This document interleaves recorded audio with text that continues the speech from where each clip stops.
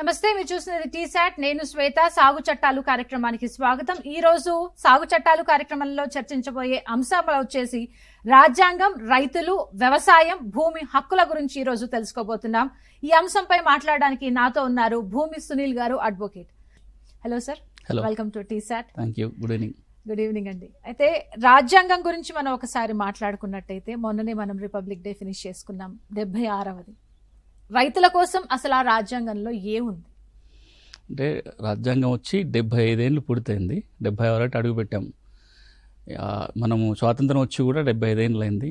100 ఏళ్ళు వచ్చే లోపల మనం సూపర్ పవర్ కావాలనుకుంటున్నాం. దేశాన్ని ప్రపంచంలో ఒక సూపర్ పవర్గా ఎదిగించాలి అనేది మన విజన్. అది వెళ్ళాలి అంటే అతి కీలకమైన రంగం ఏదైనా ఉందంటే వ్యవసాయం. ఇప్పటికి కూడా భారతదేశ జనాభాలో 65% మంది వ్యవసాయం మీద ఆధారపడ్డారు. రైతులు కావచ్చు, రైతు కూలీలు కావచ్చు, కౌలుదారులు కావచ్చు, రకరకాలుగా వ్యవసాయం మీద ఆధారపడ్డ జనాభా.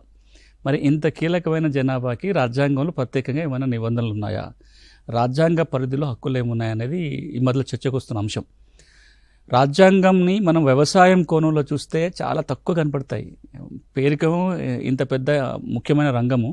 అంటే రైతు లేదా వ్యవసాయ కూలీ పౌరుడిగా రాజ్యాంగంలో ఉన్న హక్కులు వేరు, సాగు రంగానికి సంబంధించి రైతుగా ఉండే ప్రత్యేక అంశాలు వేరు. వ్యవసాయం విషయానికి వచ్చినట్లయితే భారత రాజ్యాంగంలో 3-4 ప్రస్తావనలు ఉన్నాయి. ఒకటి, వ్యవసాయాన్ని ఆధునిక పద్ధతిలో అంటే మోడర్నైజ్ చేయాలి అనేది ఒక ఆదేశిక సూత్రం ఒకటైతే, రెండోది వ్యవసాయానికి సంబంధించిన చట్టాలు చేసే ఏ అంశాల మీద చట్టాలు చేయొచ్చు, వాటి అధికారాలు ఎవరికి ఉన్నాయి అన్నీ కూడా మనం 7th షెడ్యూల్లో పెట్టుకున్నాము.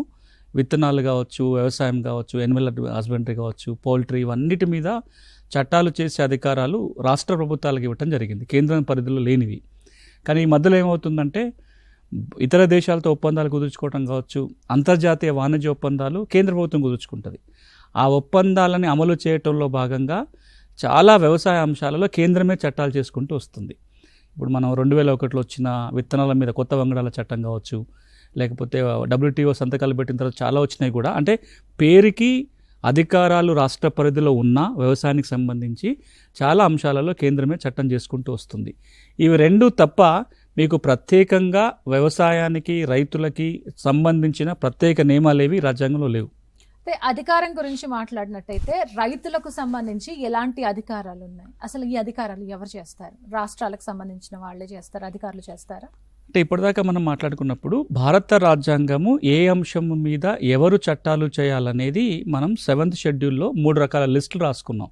List 1, list 2, list 3. లిస్ట్ 1 అంటే సెంట్రల్ లిస్టు, లిస్ట్ 2 అనేది state list, list 3 concurrent list. అంటే 3వ లిస్టులో కనుక ఉంటే అటు కేంద్రం చట్టం చేయొచ్చు, రాష్ట్రం కూడా చట్టం చేయొచ్చు. నేను ఇంతకుముందు చెప్పినట్టుగా వ్యవసాయ సంబంధిత అంశాలన్నీ కూడా 99% వరకు వ్యవసాయ భూములు కావచ్చు, విత్తనాలు కావచ్చు, మార్కెట్లు కావచ్చు, ఇవన్నీ కూడా రాష్ట్ర పరిధిలో ఉన్న 2వ లిస్టులో ఉన్నాయి. అందుకే ఈ రోజున భూమికి సంబంధించిన చట్టాలు కావచ్చు, ఇతర వ్యవసాయ చట్టాలు కావచ్చు రాష్ట్ర ప్రభుత్వాలే చేస్తున్నాయి. తెలంగాణ రాష్ట్ర విషయానికి వస్తే భూమికి సంబంధించి 124 చట్టాలు రాష్ట్ర ప్రభుత్వం చేసిన చట్టాలే. ఇవి కాక వ్యవసాయానికి సంబంధించి అది విత్తనాలు కావచ్చు, మార్కెట్లు కావచ్చు, ఎరువులు, పురుగు మందులు కావచ్చు, వీటన్నిటికి సంబంధించి ఒక 65 చట్టాలు ఉన్నాయి. దాదాపుగా 200 చట్టాలు రాష్ట్ర ప్రభుత్వం చేసిన చట్టాలే ఉన్నాయి. కొన్ని కేంద్ర పరిధిలోకి చట్టాలు, 2 కీలకమైన చట్టాలు ఉన్నాయి కేంద్రం చేసినాయి. ఒకటి 1966లో చేసిన విత్తనాల చట్టం, ఇప్పటికీ మనం ఆ చట్టాన్నే పాటిస్తూ వస్తున్నాము. రెండోది 2001లో కేంద్ర ప్రభుత్వం తీసుకొచ్చిన కొత్త వంగడాలు మరియు రైతు హక్కుల చట్టం. ఇవి 2 రైతులకు సంబంధించిన కీలకమైన చట్టాలు. ఇప్పుడు ఒక చర్చ దేశవ్యాప్తంగా ఇంటలెక్చువల్ సర్కిల్లో ఏంటంటే, మరి చాలా కమిటీలు కూడా ఆ సూచనలు చేసినాయి. స్వామినాథన్ కమిషన్లో కూడా చర్చకు వచ్చిన అంశం ఏంటంటే, వ్యవసాయం మీద కూడా కేంద్రమే కొన్ని చట్టాలు చేసేటట్టుగా కొన్ని అంశాలు ఏవైతే స్టేట్ లిస్టులో ఉన్నాయో వాటిని కూడా కాంకరెంట్ లిస్టులోకి తీసుకురావాలి. 2 ప్రభుత్వాలు, కేంద్ర రాష్ట్ర ప్రభుత్వాలు చట్టాలు చేసే విధంగా రాజ్యాంగంలో కొంత స్వల్ప మార్పులు చేయాలనే చర్చ అయితే జరుగుతుంది. అయితే భూమి హక్కులపై రాజ్యాంగ నిబంధనల గురించి ఒకసారి ప్రస్తావించండి. అసలు రాజ్యాంగ నిబంధనలు ఏ విధంగా ఉన్నాయి? భూమిపై సమస్య ఉందంటే సాగు చేయడం చాలా కష్టం అవుతుంది. దానికి సంబంధించి రూల్స్ అండ్ రెగ్యులేషన్స్ అనేవి ఉండాలి కదా. ఇప్పుడు మన దేశంలో ఏ చట్టమైనా రాజ్యాంగానికి లోబడే ఉండాలి. ఆ రాజ్యాంగం లోబడి చట్టాలు చేసుకుంటాం. ఏ చట్టాన్ని కూడా రాజ్యాంగ పరిధి దాటిందంటే కోర్టులు కొట్టేస్తాయి. భూమికి సంబంధించిన కీలకమైన అంశం రాజ్యాంగంలో ఏంటంటే 1970వ దశకం వరకు కూడా భూమి హక్కు ప్రాథమిక హక్కుగా ఉంది. అంటే మనం ఏవైతే ప్రాథమిక హక్కుల జాబితా అంటామో, జీవించే హక్కు, వాక్ స్వాతంత్రపు హక్కు, ఎక్కడైనా స్వేచ్ఛగా తిరిగే హక్కు, ఎక్కడైనా నివాసం ఏర్పరచుకునే హక్కు ఏవైతే ఉన్నాయో ఈ హక్కుల జాబితాలో కీలకమైన హక్కు భూమి హక్కు ఉండే. కానీ 70వ దశకం వచ్చిన తర్వాత భూమి హక్కు ప్రాథమిక హక్కుగా ఉండటం వల్ల భూ సంస్కరణలకు తీసుకురావడానికి చిక్కులు వస్తున్నాయనే ఉద్దేశంతో ఆ జాబితా నుంచి తొలగించి ఆర్టికల్ 300A పెట్టారు. అంటే ఈ రోజున భూమి హక్కు ప్రాథమిక హక్కు కాదు కానీ రాజ్యాంగ హక్కుగా కొనసాగుతుంది. ఈ ఆర్టికల్ 300A భూమిల గురించి ఏం చెప్తుందంటే, కేంద్ర రాష్ట్ర ప్రభుత్వాలు ఎవరికి చెందిన భూమి అయినా సరే తీసుకోవడానికి వీల్లేదు. ఒకవేళ తీసుకోవాల్సి వస్తే భూసేకరణ కింద తీసుకోవాల్సి వస్తే చట్టబద్ధంగానే తీసుకోవాలి. అంటే భూసేకరణకు ఒక చట్టం ఉండాలి. చట్టంలో ఏదైతే ప్రొసీజర్ ఉంటుందో దాని ప్రకారం తీసుకోవాలి, లేదా వాళ్ళ హక్కులకు భంగం కలుగుతుంది. ఈ ఆర్టికల్ 300Aని ఇటీవల కాలంలో సుప్రీంకోర్టు, హైకోర్టు ఇంటర్ప్రిటేషన్ ఇస్తూ ఏం చెప్తుందంటే, భూమి హక్కు అనేది ప్రాథమిక హక్కు కాకపోవచ్చు కానీ ఈ రోజుకి రాజ్యాంగ హక్కు, అంతకంటే మించి అంతర్జాతీయ ఒప్పందాల మేరకు భూమి హక్కు మానవ హక్కు అని ప్రకటించారు. Supreme court తీర్పిచ్చింది. Telangana high court, Andhra Pradesh high court కూడా ఈ మధ్యకాలంలో ఈ అంశం చెప్తూ వస్తున్నాయి. మరి ఇంత కీలకమైన భూమి హక్కు, మానవ హక్కు అని చెప్పుకుంటున్న హక్కు ఈ రోజున రైతుకు ఏవైనా పరిస్థితి ఉంది. వ్యవసాయానికి భూమికి చాలా సంబంధం ఉంది. దురదృష్టం ఏంటంటే వ్యవసాయం మీద జరిగే ఏ చర్చ కానీ, వ్యవసాయ కార్యక్రమాలు కానీ మనం విత్తనాల దగ్గర నుంచి మొదలుపెట్టి ఇంక మిగతా మాట్లాడతాం. విత్తనాలు, సాగునీరు మిగతా మాట్లాడతాం కానీ కీలకమైన భూమి హక్కుల ప్రస్తావన రాదు.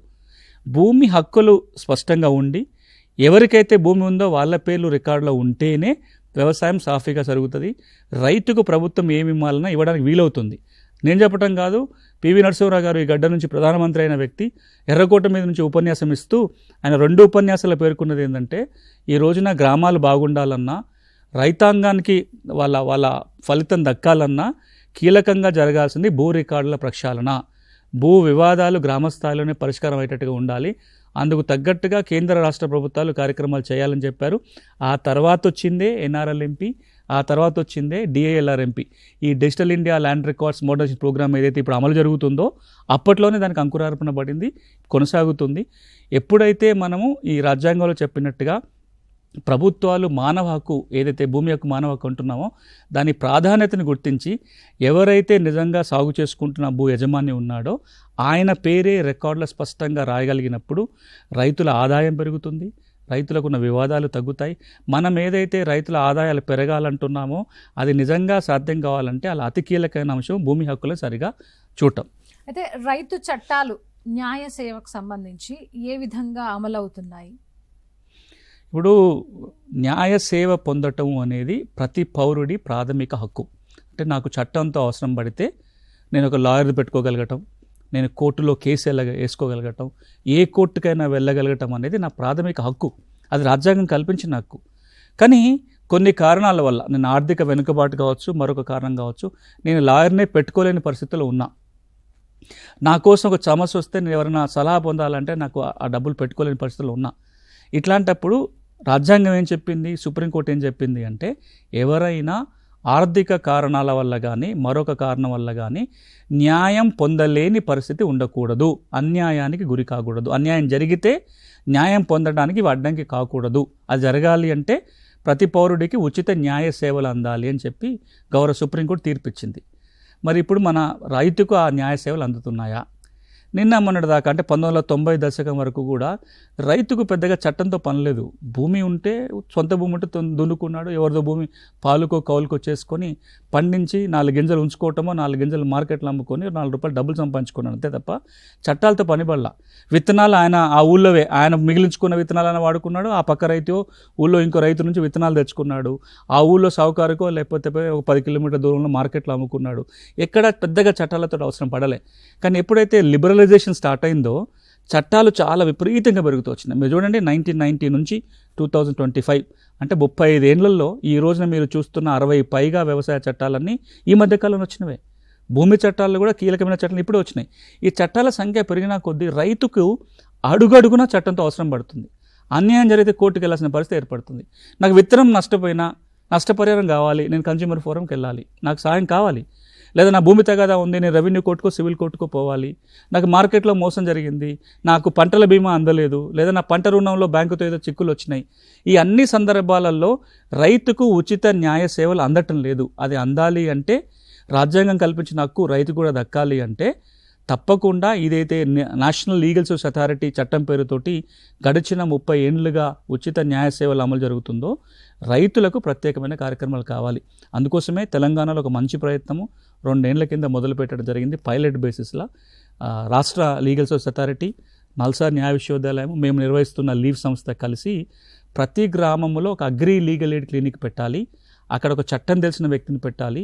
ఆ ఊళ్ళో రైతుకు తన సమస్యలకు సంబంధించి ఏ చిక్కులు వచ్చినా ఉచిత న్యాయ సేవలు అందించాలనే ఉద్దేశంతో ఇప్పుడు ఒక పైలట్ కార్యక్రమం నడుస్తుంది. వరంగల్ జిల్లా కోర్టులో క్లినిక్ ఉంది. పాలకుర్తి దగ్గర బొమ్మెర కవి ఆయన సొంత ఊరిలో క్లినిక్ నడుస్తుంది. ఇట్లాంటి కనుక దేశమంతటా చేయగలిగితే మనం ఏదైతే న్యాయ సేవలు రైతులకు కూడా హక్కు ఉందనుకుంటున్నామో వాళ్ళ హక్కులు దక్కుతాయి. అంటే ఇప్పుడు రాజ్యాంగాల్లో రైతులకు సంబంధించి ఎలాంటి నిబంధనలు ఉన్నాయి, వాళ్ళకున్న రూల్స్ అండ్ రెగ్యులేషన్స్ ఏంటి, ఉచిత న్యాయ సేవకు సంబంధించి అసలు రైతులకు ఎంతవరకు అవగాహన ఉంది, వాళ్ళకి ఇంకా అవేర్నెస్ రావాల్సిన అవసరం ఎంతవరకు ఉంది? 76 ఏళ్ళు గడిచిపోయాయని మనం ఆనందపడుతున్నాం, 100 ఏళ్లకు దగ్గరగా ఉన్నామని అనుకుంటున్నాం. కానీ ఇంకా రైతుల్లో దీని మీద అవేర్నెస్ ఎంతవరకు ఉంది? వాళ్ళకి భూమి ఉంది, మేము దున్నుకుంటున్నాం, లేదు కౌలు చేసుకుంటున్నాం, సమస్య వస్తే కలెక్టరేట్కి వెళ్తున్నాం, తీర్చుకుంటున్నాం, ఇంతవరకే ఉన్నారా? లేదు ఇంకా వీళ్ళలో అవేర్నెస్ పెరిగింది? లేదా మీ ఆర్గనైజేషన్ తరఫు నుంచి మీరు చాలా గ్రామాలు తిరుగుతుంటారు, అనేక అవేర్నెస్ కార్యక్రమాలు నిర్వహిస్తున్నారు, ఇంకా ఎంతవరకు హెల్ప్ చేయాలి? అంటే మన దేశంలో సాధారణంగా చట్టాలను వాడుకోవటం చాలా తక్కువ. మరీ ముఖ్యంగా పేద వర్గాలలో, రైతాంగంలో పెద్ద చట్టాన్ని వినియోగించుకునే పరిస్థితి లేదు. 2 కారణాలు. ఒకటి, ఆ చట్టం తెలియకపోవటం. 2, ఆ చట్టం తెలిసినా తనంతట తనగా అది వాడుకునే పరిస్థితులు లేడు. ఆయన పక్కన ఉదాహరణకి విత్తనాల చట్టం కింద, కన్జ్యూమర్ ప్రొటెక్షన్ యాక్ట్ కింద నా విత్తనం నష్టపోతే నేను జిల్లా కన్జ్యూమర్ ఫోరంలోకి పోయి కేసు నమోదు చేసుకోవచ్చు. అది తెలిసిన వాళ్ళే చాలా తక్కువ మంది రైతులు ఉంటారు. తెలిసినా కానీ ఎట్లా పోవాలి కన్జ్యూమర్ ఫోరంకి, నేను లాయర్ని పెట్టుకోవాలి, నాకు బిల్లు ఉండాలి, నేను ఇంకేదో ప్యాకెట్ సేవ్ చేసుకుని పెట్టుకోవాలి, ఇవన్నీ చేయలేని పరిస్థితుల్లో చాలామంది చట్టాన్ని ఆయుధంగా వాడుకోవడం చాలా తక్కువ. ఇప్పుడిప్పుడే పెరుగుతుంది. అమెరికా లాంటి దేశాలలో, అభివృద్ధి చెందిన దేశాలలో రైతాంగాలు కొంత ఎడ్యుకేట్ అయి ఉంటారు. ప్రభుత్వాలకు కూడా రైతులకు సహకారం చాలా ఎక్కువ ఉంటుంది. అక్కడ రైతుల కోసం చట్టాలను చుట్టాలుగా పనిచేసే ఆ సంస్థలు అక్కడ ఉన్నాయి. కానీ దురదృష్టం, నేను ఎన్నో సందర్భాలన్నా 65% జనాభా వ్యవసాయం మీద ఆధారపడుతున్న ఈ దేశంలో రైతుల చట్టాల మీద పనిచేసే సంస్థలు ఏమున్నాయి? రైతులకు ఉచిత న్యాయ సేవలు అందించే సంస్థలు ఏమున్నాయి? రైతు చట్టాలను చెప్పే ఆర్గనైజేషన్ ఏమున్నాయి? ఒక సంతోషకరమైన విషయం ఏంటంటే టీసాట్ ఆ ప్రయత్నం చేసింది. గడిచిన కొన్ని వారాలుగా దాదాపు 50-60 ఎపిసోడ్ల పాటు టీసాట్లో వ్యవసాయ చట్టాలపై మాట్లాడాం. ప్రతి వారము శనివారం ఆదివారం అరగంట పాటు గడిచిన సంవత్సర కాలంగా మనం ఇదే టైంలో ప్రతి బుధవారం కూర్చొని భూమి చట్టాలని, ఇతర చట్టాలని చెప్పే ప్రయత్నం చేస్తున్నాం. ఈ మాత్రం కూడా జరిగిన సందర్భాలు కూడా లేవు. అంటే మనం చేసింది గోరంతనే. నిజంగా ఈ దేశంలో ఈ రాజ్యాంగం ప్రసాదించిన హక్కులని, వాటి ఆధారంగా వచ్చిన చట్టాల ఫలితాలు రైతుకు దక్కాలి అంటే చట్టాల మీద అవగాహన పెంచడం, చట్టాలను వాళ్ళు వాడుకలకు చేయడానికి కోసం ఇంకా చాలా చేయాల్సి ఉంది. ఈ సందర్భంగా రైతుల ఆత్మహత్యల గురించి కూడా మనం ఒకసారి మాట్లాడుకోవాలి. రైతుల ఆత్మహత్యలు నిరోధించడానికి రాష్ట్ర, కేంద్ర ప్రభుత్వాలు ఎలాంటి చర్యలు తీసుకుంటున్నారు? ఇప్పుడు మీరు రాజ్యాంగ ప్రస్తావన చేస్తూ ఇవన్నీ మాట్లాడుతున్నాం కాబట్టి అందరికీ జీవించే హక్కు అయితే ఉందిగా, మరి రైతుకు కూడా జీవించే హక్కు ఉంది కదా. మనం చాలా తీర్పులలో ఏమంటున్నాం, జీవించే హక్కు అంటే ఉత్తగా బతకటం కాదు, మనం ఉపాధి ఉండాలి, ఉండడానికి ఒక ఇల్లు ఉండాలి, లేకపోతే మనం ఎడ్యుకేషన్ కానీ, మెడికల్ ఫెసిలిటీస్ కానీ, రకరకాల హక్కులు మనం ఆర్టికల్ 21 అంటే భారత రాజ్యాంగంలో జీవించే హక్కు కల్పించిన ఆర్టికల్ 21 ఏదైతే ఉందో దాని మీద బోలెడు తీర్పులు వచ్చినాయి. మరి ఈ దేశంలో రైతుకు జీవించే హక్కు ఎందుకు లేదు? ఈ మాట ఎందుకు అంటున్నానంటే, రైతు ఎందుకు ఆత్మహత్య చేసుకుంటున్నాడు? మన విధాన లోపాలు కావచ్చు, ప్రభుత్వాలు ఆశించినంత మేర రైతుకు మేలు చేయకపోవటం వల్ల ఆత్మహత్యలకు దారితీస్తున్నాయి. సంతోషం ఏంటంటే ఈ మధ్యకాలంలో చాలా తగ్గుతూ వచ్చినాయి రైతు ఆత్మహత్యలు. కానీ ఈ రోజు కూడా మనం రైతు ఆత్మహత్యలు వింటున్నాం. ఇది పోవాలి. నిజంగానే రైతు కూడా గౌరవంగా బ్రతకాలి అంటే కనుక మన వ్యవసాయ విధానాలలో, మనం రైతుకు తీసుకొచ్చిన స్కీమ్స్లో కానీ ఇంకా భారీ మార్పులు రావాల్సి ఉంది. ఎందుకంటే ఒకప్పుడు వ్యవసాయము కేవలం ఒక జీవన విధానం, కానీ ఈ రోజున వ్యవసాయం వ్యాపారం. మారుతున్న కాలమాన పరిస్థితులకు అనుగుణంగా అంతర్జాతీయ విపణిలో మనం నిలదొక్కుని రైతు ముందుకు వెళ్ళాలి అంటే ఇప్పుడు చేస్తున్నది సరిపోదు, మరింత మెరుగ్గా రైతును ఆదుకోగలిగి రైతు పండించిన పంటకి మార్కెట్లో గిట్టుబాటు ధర ఇప్పించగలగటం, ఆ ఇన్పుట్స్ క్వాలిటీ విత్తనాల దగ్గర నుంచి క్వాలిటీ ఇన్పుట్స్ చేయగలిగినప్పుడు మాత్రమే అది సాధ్యమవుతుంది. ఇప్పుడు మనం ఏదైతే రైతుల కోసం చేస్తున్నామో దానికి ఇంకా రెట్టింపు రైతుల కోసం అందరూ ఆలోచించాల్సిన అవసరం ఉంది. ఇక తెలంగాణ రాష్ట్రం రీసెంట్గా తీసుకొచ్చిన భూభారతి చట్టం, అందులో మీరు కీలకంగా వ్యవహరించిన విషయం అందరికీ తెలిసింది. అయితే భూభారతి చట్టం ఎప్పటి నుంచి అమల్లోకి రాబోతోంది? ఇది అమల్లోకి వచ్చేంత వరకు భూమిలో ఉన్న సమస్యలు, భూమిపై ఉన్న సమస్యలు అలాగే ఉండబోతున్నాయా? ఏమైనా కాస్తైనా పరిష్కరించబోతున్నాయి? ఇప్పుడు తెలంగాణలో అందరూ చర్చించుకున్న ప్రశ్న మీరు అడుగుతున్నారు. నెల రోజులు అవుతుంది చట్టం వచ్చి, అంటే చట్టం గవర్నర్ గారు ఆమోదించి ఇంకొక 4-5 రోజులు పోతే నెల కూడా దాటిపోతుంది. ఈ చట్టం వచ్చిందా రాలేదా, ధరణి భూభారతిగా మారిందా, సమస్యల పరిష్కారం అవుతున్నాయా కావట్లేదా, ఇవన్నీ తెలంగాణ సమాజంలో చాలామందికి వస్తున్న ప్రశ్నలు. ఇక 2-3 క్లారిఫికేషన్స్ ఇవ్వాలి. మొట్టమొదటిది, చట్టం చేసే ప్రక్రియలో కీలక దశలు దాటుకొని వచ్చింది. అంటే అసెంబ్లీ చట్టాన్ని ఆమోదించింది, ఆ తర్వాత గవర్నర్ గారు చట్టానికి ఆమోదముద్ర వేశారు. ఆ చట్టం ఈ రోజున అధికారికంగా గెజెట్లో పబ్లిష్ అయింది. కానీ ఆ చట్టం ఏ తేదీ నుంచి అమల్లోకి రాబోతుందో గవర్నమెంట్ ఇంకా నోటిఫికేషన్ ఇవ్వలేదు. ఆ చట్టంలో మొదటి సెక్షన్లో రాసి ఉంటుంది, ఈ చట్టం ఎప్పటి నుంచి అమల్లోకి వస్తుంది అంటే ప్రభుత్వం నిర్ణయించిన తేదీ నాటి నుంచి అమల్లోకి వస్తుంది. ఆ తేదీని ఇంకా ప్రభుత్వం ప్రకటించలేదు. ఎందుకు ప్రకటించలేదు అంటే 2-3 కారణాలు ఉన్నాయి. ఒకటి, 2020లో ధరణి చట్టం తెచ్చినప్పుడు రూల్స్ ఏది లేకుండానే చట్టాన్ని అమల్లోకి తీసుకొచ్చారు. సాధారణంగా ఒక చట్టం అమల్లోకి రావాలంటే చట్టం రావాలి, ఆ చట్టాన్ని ఎట్లా అమలు చేయబోతున్నామో విధి విధానాలు కూడా రూపకల్పన చేసుకొని రూల్స్ తీసుకురావాలి. ఇప్పుడు రూల్స్ తెచ్చే ప్రయత్నం జరుగుతుంది, అంటే ఆ రూల్స్ తయారు కావాలి ఒకటి. రెండోది, ధరణిలో ఉన్న చాలా సాఫ్ట్వేర్ మార్పులు చేయాల్సి వస్తుంది. ఎందుకంటే కొత్త చట్టంలో ప్రొసీజర్లు చాలా మారిపోయినాయి. పట్టా ఇచ్చే ప్రొసీజర్ కావచ్చు, వారసత్వంగా భూములు వస్తే పట్టా ఇచ్చే ప్రక్రియ కావచ్చు, విచారణ కావచ్చు, చాలా అంశాల్లో మార్పులు వస్తున్నాయి. ఈ మార్పులు సాఫ్ట్వేర్లో కూడా జరగాలి కదా. ఈ సాఫ్ట్వేర్లో చాలా మార్పులు చేయాల్సి ఉంటుంది, కొంత టైం తీసుకుంటుంది. ప్రభుత్వం ఏం చేస్తుంది, ఈ 2 పనులు ఇప్పుడు జరుగుతున్నాయి. సాఫ్ట్వేర్లో చేసే మార్పులు, అదేవిధంగా ఈ భూభారతి చట్టానికి అనుగుణంగా రూల్స్ వస్తాయి. ఈ 2 సిద్ధమైనప్పుడు ప్రభుత్వం దీన్ని నోటిఫై చేస్తే ఆ రోజు నుంచే అమల్లోకి వస్తుంది. ఇప్పుడు చాలామంది ప్రశ్న ఏంటంటే, మరి చట్టం అమల్లోకి రాకపోతే ఇప్పుడు ఏం జరుగుతుంది, ఇప్పుడు సమస్యలు పరిష్కారం అవుతాయా? ధరణి వెబ్సైటు భూభారతి వెబ్సైట్గా మారిందా? ఎందుకు మారలేదు? చాలామంది చూసినప్పుడు అనిపిస్తుంది. ఇంకా మీరు చూస్తే ధరణి వెబ్సైట్ అనే ఉంటుంది, భూభారతి అని ఉండదు. ఎందుకు అంటే ఈ ధరణి అనే పేరు 2020 చట్టంలోనే ఉంది. వెబ్సైట్లో పేరు మారాలన్నా కొత్త చట్టం నోటిఫై అయితే తప్ప ధరణి పేరు మీరు భూభారతిగా మార్చడానికి వీల్లేదు.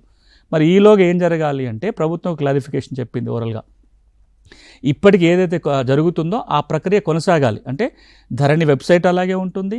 ధరణిలో ఉన్న సమస్యల పరిష్కారానికి గత సంవత్సరం ఫిబ్రవరి నెలలో ప్రభుత్వం ఏదైతే జీవో జారీ చేసిందో, దరఖాస్తు ఎట్లా పెట్టుకోవాలి, ఎవరు పరిశీలించాలి, ఎవరు దాన్ని పరిష్కారం చేయాలి, కొన్ని అధికారాలు తహసీల్దార్కి, కొన్ని ఆర్డీఓకి, కొన్ని కలెక్టర్కి ఇస్తూ ఏదైతే వికేంద్రీకరణ చేస్తూ జీవో జారీ చేసిందో అది అమల్లో ఉంది, వాళ్ళు పరిష్కారం చేయాలి. కానీ ఇక్కడ మనం చాలా చోట్ల ఏమైనా వింటున్నామంటే, ఇప్పుడు పరిష్కారం చేయము, కొత్త చట్టం వచ్చాకే చేస్తాం, మీరు అప్పటిదాకా ఆగండి, అప్పటిదాకా కాదు అని అంటున్నారని చాలామంది నా దృష్టికి తీసుకొచ్చినవి ఉన్నాయి, చాలాసార్లు వింటున్నాం. కానీ చట్టం పరిధిలో ఏ సమస్య పరిష్కారాన్ని ఆపటానికి వీలు లేదు. గత సంవత్సరం ఫిబ్రవరిలో ఎవరు ఎట్లా పరిష్కరించాలో ఆదేశాలు ఉన్నాయి, దానికి అనుకూలంగా పరిష్కారం చేయాల్సిందే, ఆపటానికి వీల్లేదు. పోయినసారి ఏం జరిగింది, 2020లో ధరణి చట్టం వచ్చినప్పుడు, చట్టం తెస్తున్నప్పుడు భూముల రిజిస్ట్రేషన్ని కొన్ని నెలల పాటు ఆపేశారు, భూమి సమస్యల పరిష్కారాన్ని కూడా కొన్ని నెలల పాటు ఆపారు. చట్టం వచ్చేంత వరకు ఎవరు ఏ సమస్యల్ని పరిష్కారం చేయొద్దు, ఏ రెవెన్యూ అధికారి ఎట్లాంటి ఆదేశాలు ఇవ్వద్దు అని అప్పుడు ప్రభుత్వం అధికారికంగానే సర్క్యులర్ జారీ చేసింది. కానీ ఇప్పుడు అట్లాంటి సర్క్యులర్ ఏదీ లేదు. దాని అర్థం ఏంటి, కొత్త చట్టం నోటిఫికేషన్ అయ్యేంత వరకు 2020 ధరణి చట్టం పరిధిలో వచ్చిన చట్టంలో ఏముందో, ఆ సర్క్యులర్లో ఏముందో దాని ప్రకారం సమస్యల పరిష్కారం చేయాలి, ఆపడానికి వీలు లేదు. ఇక మరొక కోణం ఏంటంటే సాఫ్ట్వేర్, ఇప్పుడు ఏదైతే ధరణి సాఫ్ట్వేర్ ఉందో ఈ మధ్యలో వింటున్నది కొన్ని ఇబ్బందులు వస్తున్నాయి, స్లాట్ బుకింగ్ చాలా ఆలస్యం అవుతుంది, లేకపోతే అప్లికేషన్ పెట్టుకోవడంలో ఇబ్బందులు ఉన్నాయి అంటున్నారు. దానికి ప్రభుత్వం కూడా చెప్తున్న మాట, సాఫ్ట్వేర్లో కొన్ని ఇబ్బందులు ఉంటే వాటిని అధిగమించే ప్రయత్నం చేస్తున్నారు. నిన్న మొన్నటి వరకు అంటే డిసెంబర్ 31వ తారీఖు వరకు ఈ ధరణి నిర్వహణ ఒక ప్రైవేట్ కంపెనీ చేతిలో ఉంది. జనవరి 1వ తారీఖు నుంచి ఈ ధరణి వెబ్సైట్ నిర్వహణ ఎన్ఐసి చేతికి వచ్చింది. కేంద్ర ప్రభుత్వ ఆధీనంలో ఉన్న ఎన్ఐసి నిర్వహణ తీసుకుంది. ఈ సంధి కాలంలో కొంత ఇబ్బందులు వస్తున్నాయి. అంటే ఆ వెబ్సైట్ నిర్వహించడంలో కానీ అందులో ఉన్న సమస్యలని ఎప్పటికప్పుడు రెక్టిఫైడ్ చేయడంలో కొంత ఇబ్బందులు ఉన్నాయి. ప్రభుత్వం చెప్తున్నమాట కొన్ని నెలలు ఇవి సర్దుకుంటాయి. అంటే ఎన్ఐసి దాన్ని అంతా సెటరేట్ చేసిన తర్వాత ఈ సమస్యలు కూడా తీరిపోతాయి అనేది గవర్నమెంట్ చెప్తున్నమాట. కాలర్ ఉన్నారు మీతో మాట్లాడడానికి, వనపర్తి నుంచి ప్రసాద్ గారు. హలో ప్రసాద్ గారు, మీరు కాల్ కనెక్ట్ అయిందండి. సునీల్ గారు ఉన్నారు, మీ డౌట్ ఏంటో చెప్పండి. Good evening madam. Good evening అండి. మీ కాల్ కనెక్ట్ అయింది, మీ టీవీ వాల్యూమ్ మ్యూట్ లో పెట్టేసి సార్ తో నమస్కారం మాట్లాడండి. నమస్తే, చెప్పండి.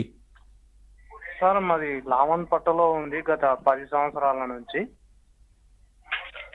చెప్పండి వింటున్నాను, పూర్తిగా చెప్పండి. గత 10 సంవత్సరాల నుంచి లావన్పట్టలో ఉంది. అయితే ఆ భూమి ఇప్పుడు పట్టా ఎలా చేపించుకోవాలి సార్? భూమి మీ చేతిలో ఉందా? కబ్జా మీకే ఉందా?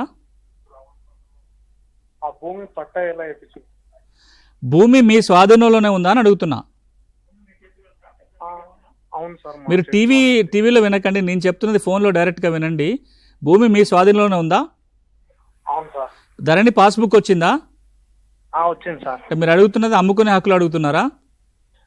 లేదు సార్, అందులో లవన్ పట్టా ఉంది కదా, పట్టా అదే దాని అర్థం అదే. లావణి పట్టా పూర్తి పట్టా భూమిగా మారుతుందా, పూర్తి హక్కులు కావాలని కదా అడుగుతున్నది.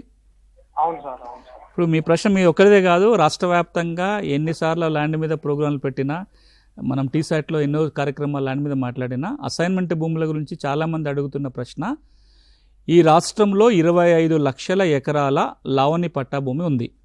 ఈ లావణి భూములు అనుభవించవచ్చు కానీ అమ్మటానికి కానీ ఇతరత్ర వేరే వాళ్ళకి బదలాయింపు చేసే హక్కు లేదు. కానీ అందరూ అడుగుతున్న మాట, ఈ లావణి భూములు పట్టా భూములుగా మార్చండి. అంటే పట్టా భూమి మీద ఎట్లయితే సంపూర్ణ హక్కులు ఉంటాయో దాన్ని అమ్ముకోవడానికి కానీ అంటే నాన్ అగ్రికల్చర్గా మార్చుకోవడానికి కానీ అన్ని రకాల. మీకు 1 ఎకరం పట్టా భూమి ఉంటే మీరు దాన్ని ఏమన్నా చేయొచ్చు. మీరు గిఫ్ట్ చేసుకోవచ్చు, అమ్ముకోవచ్చు, వ్యవసాయ భూమిని లేఅవుట్లు చేసుకోవచ్చు, అన్ని హక్కులు ఉంటాయి. కానీ లావణి పట్టాకి అన్ని హక్కులు ఉండవు. లావణి పట్టా ఎందుకోసం ఇస్తే దానికోసమే వాడాలి, ఆ కుటుంబం చేతిలోనే ఉండాలి, వారసత్వంగా పోవాలి. వీళ్ళకి పూర్తి పట్టా హక్కులు కావాలి, ఇవ్వాలనేది ఒక డిమాండ్. పక్కనున్న ఆంధ్రప్రదేశ్ రాష్ట్రంలో సంవత్సరం క్రితం చట్టం మార్చి సంవత్సరంన్నర అవుతుంది అనుకుంటాను, పట్టా ఇచ్చిన అంటే లావణి పట్టా ఇచ్చిన 20 ఏళ్ళ తర్వాత పూర్తి హక్కులు వచ్చేసాయి. అక్కడ కర్ణాటకలో 15 ఏళ్ళ తర్వాత వచ్చినాయి. తెలంగాణలో కూడా ఒక బలమైన వాదన ఏంటంటే ఇక్కడ కూడా లావణి పట్టాలకి అట్లా పూర్తి హక్కులు కల్పించాలి. అంటే పట్టా ఇచ్చిన 5 ఏళ్ళకో 10 ఏళ్ళకో 20 ఏళ్ళకో కట్ ఆఫ్ డేట్ పెట్టుకొని ఆ తర్వాత పూర్తి హక్కులు కల్పించాలని అడిగారు. దాని మీద చర్చ జరుగుతుంది. ఇప్పటికీ ప్రభుత్వం ఏ నిర్ణయం తీసుకోలే అట్లా చేయాలా వద్దనే మీద. ఒకవేళ ప్రభుత్వం నిర్ణయం తీసుకున్నా సరే అది భూభారతి చట్ట పరిధిలో కాదు. ఒకవేళ ప్రభుత్వం కనుక పూర్తి హక్కులు కల్పించే నిర్ణయం తీసుకుంటే అసైన్మెంట్ భూములకు ప్రత్యేక చట్టం ఉంది. మనం పిఓటి చట్టం అంటాము, లేదా 9/77 చట్టం అంటాము. ఆ చట్టాన్ని మార్చాల్సి వస్తుంది. సో ఇప్పుడు అది మారితే కానీ వీళ్ళ లాంటి సమస్యలు తీరుతాయి. నెక్స్ట్ కాలర్ గద్వాల్ నుంచి ఉన్నారండి, జనీష్ గారు. సార్ నమస్తే. నమస్తే, చెప్పండి.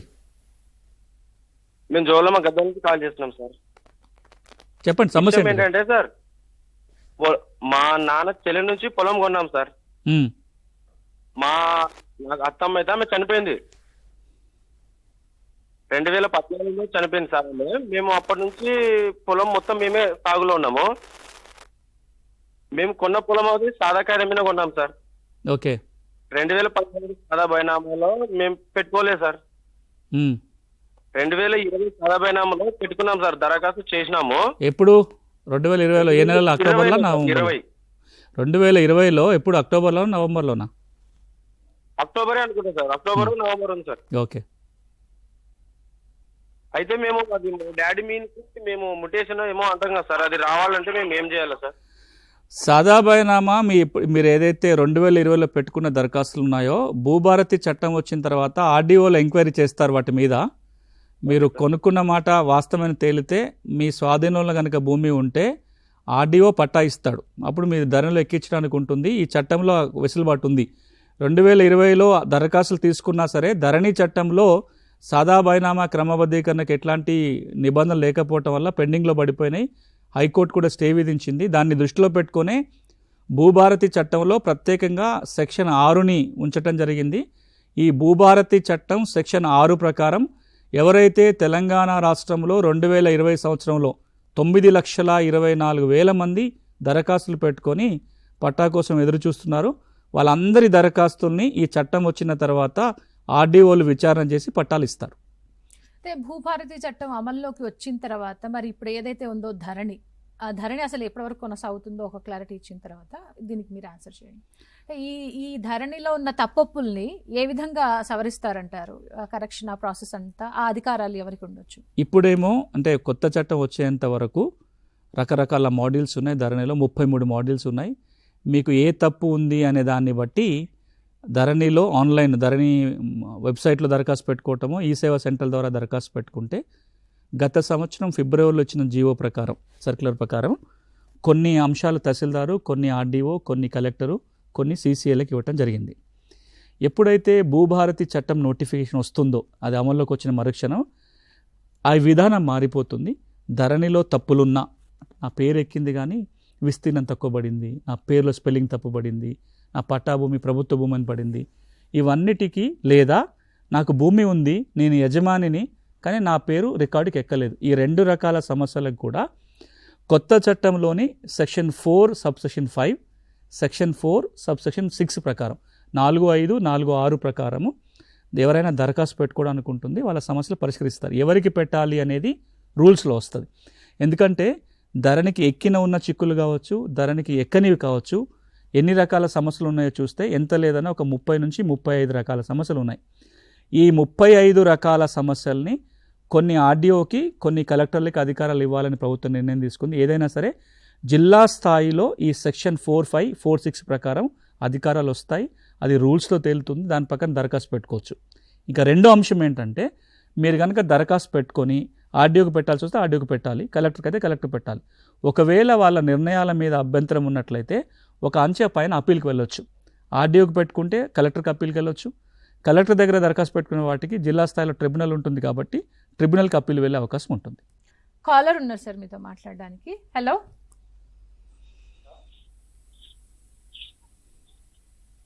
హలో హలో, చెప్పండి.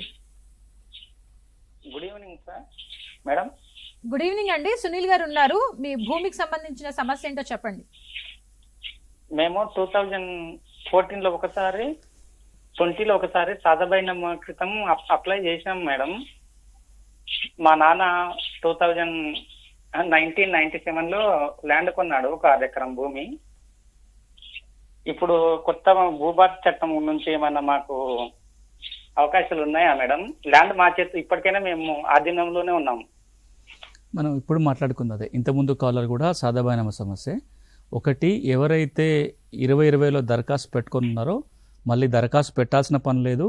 చట్టం అమల్లోకి రాగానే ఆర్డీఓలే నోటీసులు జారీ చేసి విచారణ చేసి 2-3 వెరిఫికేషన్ చేస్తారు. అంటే భూమి ఇంకా కొనుక్కున్న వాళ్ళ ఆధీనంలో ఉందా లేదా, కొనుక్కున్న మాట వాస్తవా కాదా అనేది వెరిఫై చేసి ఎవరైతే కొనుగోలు చేసి సాగులో ఉన్నారో వాళ్ళ పేరుని రికార్డుకి ఎక్కించి పాస్ పుస్తకాలు ఇస్తారు.